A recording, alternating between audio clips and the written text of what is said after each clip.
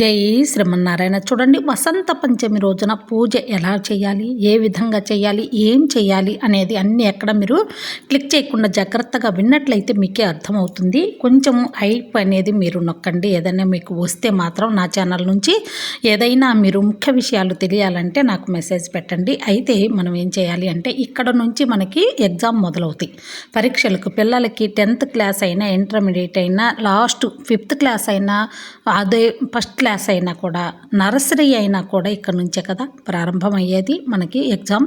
ఇక ఈ 3 నెలల్లో మనకి పరీక్షలు మొదలవుతాయి. పిల్లలకి కూడా ఒత్తిడి ఎక్కువ అవుతుంది. అదే 10th క్లాస్ కానీ, ఇంటర్మీడియట్ కానీ, అదే ఎంసెట్ కానీ ఏదైనా కూడా ఇక్కడే మొదలవుతుంది.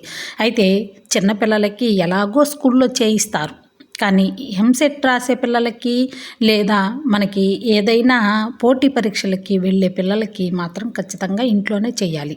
కాబట్టి ఇంట్లో అయ్యో పెద్దవాళ్ళు కదా, మాకు వినరు కదా, చిన్నపిల్లలైతే స్కూల్లో చేయిస్తారు కాబట్టి మాకు ఇబ్బంది లేదు అంటే, స్కూల్లో అందరూ చేస్తారో లేదో కూడా మనకు తెలియదు. కాబట్టి ఇంట్లో మీరు ఏ విధంగా పూజ చేసుకోండి. సరస్వతీదేవి చెప్తారు చాలా మటుకి పురాణాల్లో, ఎక్కడైనా కూడా మీకు తెలిసే ఉంటుంది.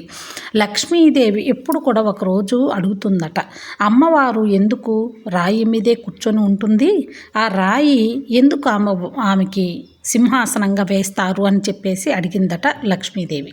అంటే ఆమెకి లక్ష్మీదేవియే కాకుండా భక్తులైనా కూడా అలాగే అడిగారట. ఏంటి అంటే, ఇలాగా మనకి లక్ష్మీదేవి ఎప్పుడు తామర పువ్వులో ఉంటుంది, తామర పువ్వులో నుంచి ఆమె ఆవిర్భవిస్తుంది.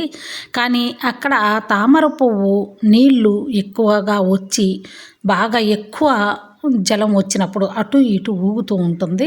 కొన్నాళ్ళకి అది అటు ఇటు కదిలి వెళ్ళిపోతుంది కూడా. ఇంకొక పువ్వులో ఆవిర్భవిస్తారు కూడా ఆమె అమ్మవారు.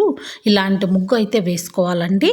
అయితే ఆమె తొణుకుతుంది. అంటే ఇవాళ మన ఇంట్లో ఉంటే రేపు ఇంకొక చోట ఉంటుంది. ఆమె సెంచలి లక్ష్మీదేవి.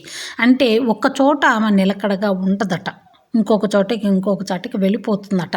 అయితే ఇక్కడ సరస్వతీదేవి అంటే రాయి మీదే, ఆ రాయి ఇంకా ఎప్పటికి కూడా తొనకదు, బెనకదు. అదేవిధంగా కాలిపోదు కూడా. అదేవిధంగా ఏ వాన వచ్చినా, వరద వచ్చినా కొట్టుకుపోదు కూడా. అయితే మనకి చదువైన అంతే కదా, ఎంత సమస్యలు వచ్చినా కూడా, ఏది వచ్చినా కూడా మనం చదివిన డిగ్రీ అలాగే ఉంటుంది, మనం చదివిన జ్ఞానం అలాగే ఉంటుంది. ఎక్కడికి కూడా ఎన్ని వరదలు వచ్చినా, ఎంత పేదవాడైనా పోదు, ఎంత ధనికుడైనా కూడా పోదు.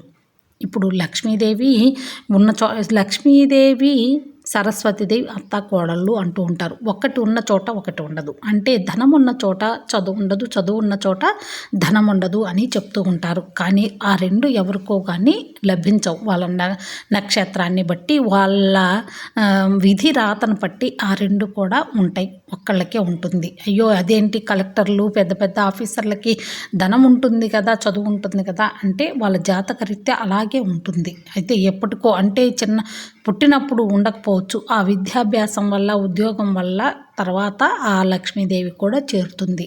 అత్తా కోడళ్ళు ఎప్పుడు విరోధంగా అయితే ఉండరు కదా, కొంతకాలం కలిసి ఉంటారు, కొంతకాలం విడిపోతూ ఉంటారు, కొంతకాలం మళ్ళీ సఖ్యతగా ఉంటారు. కాబట్టి అవన్నీ మనం అడగకూడదు, చెప్పకూడదు అనమాట. అయితే మనకు సరస్వతీదేవికి పిల్లలకైతే అక్షరాభ్యాసం చేయించాలి అంటే ఆ రోజు చేయించండి. చిన్నపిల్లలకి ఇంట్లోనైనా బియ్యంలో ఓం అని రాపించండి, సరిపోతుంది. మనకు సరస్వతీదేవికి ఇలాగ పూలతోటి అష్టోత్తరం చదువుకున్నా సరిపోతుంది. మనం ముగ్గు ఇలా వేసుకొని దీపారాధన చేసుకొని ఆ రోజు మాత్రం ఇలాగా మన పిల్లలు ఏమైనా బుక్స్ కానీ ఏమైనా ఓం అని రాసి పసుపుతోటి గంధంతోటి బొట్లు పెట్టండి. పిల్లలకి అక్షరాభ్యాసంగా చేయండి, మంచి మార్కులు వస్తాయి.